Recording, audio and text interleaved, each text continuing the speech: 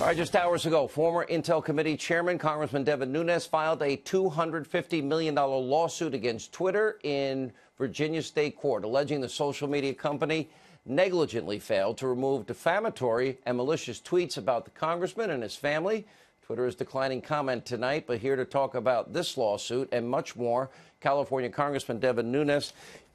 You do have a high bar. We all need that because if you're a public figure, you need actual malice and what's known as a reckless disregard for the truth, or else I would sue people every hour of every day. But it's harder. It's not like in the case of the Covington High School kid. Tell us about the suit.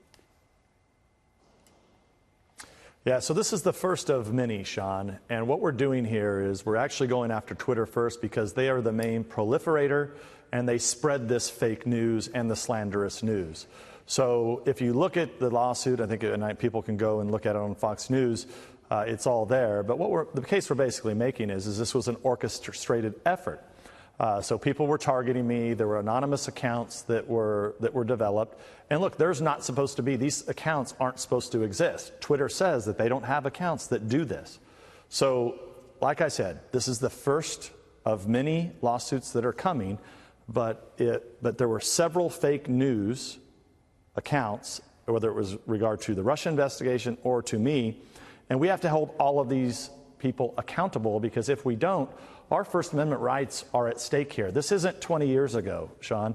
What's happening is that Twitter becomes the gaslighting for all of the news, and when they're regulating us, they're regulating what people can see on my tweets, which they've done, and then they're proliferating out things that they agree with the algorithms that they develop.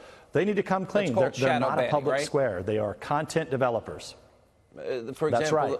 So if you remember, last summer they shadow banned me. Well, and he denied that ever went on, and he said he wants to be fair, but your analysis has not shown that it is fair across the board, and that a lot of these social media sites are, in fact, using those algorithms, if you will, or their behaviors to advance one side, which would then be, what, a political donation for Democrats? Well, how is it that every day there's conservatives that are being banned? So, look, they don't want to call it shadow banning. That's fine. They can call it whatever they want to call it. But the fact of the matter is people could not see my tweets. Okay? So now, but if you move forward, if you get emails from Twitter, it's constantly left-wing stuff. It's constantly fake news stuff. So I think if Twitter wants to be in the public square and they don't want to be a content developer, they should come clean, give us all your algorithms. How is it possible that I can be attacked relentlessly hundreds of times a day by fake accounts that they claim in their terms of service should not be there?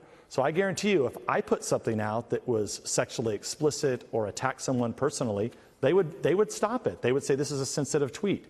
They never did that to any of the people that were coming after me or other conservatives. So, and this is more than just conservatives.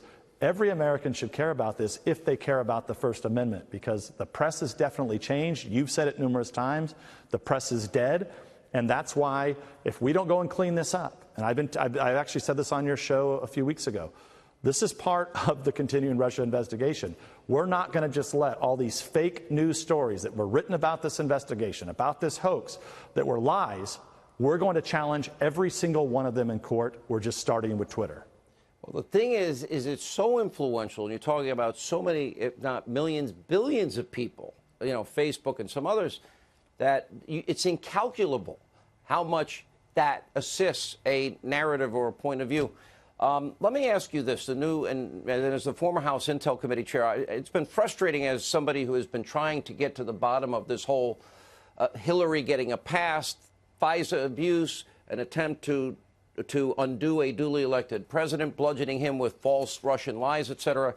Now that we had Orr, Page, Strzok, the McCain aide, and this new information about Christopher Steele, and now that we know that everybody was warned in August, long before they leaked this information knowingly to the American people, and then used it as to quote your memo, the Grassley-Graham memo, as the bulk of information in the FISA applications, how much more is coming? Because I'm told this is only the beginning of what will be an avalanche of information that it has been hard to get out, but it's now coming. Yeah, it's slowly coming. So this was all a result of the task force that we set up last year. We have now sent over about 50 names to the new chairman of the Intelligence Committee that we would like to interview to continue this investigation. There is also the information that is still classified that we would like to be declassified, and that is primarily 20 pages of the last FISA. The Bruce Orr 302s, the FBI reports that Bruce Orr was involved in, it's critical to have those because, as you know, Bruce Orr is a central figure in this, just like Andy McCabe. And the whole Clinton bought and paid for Russian lies, the dossier, we knew before the election, it's all not true. And Steele says it himself, right?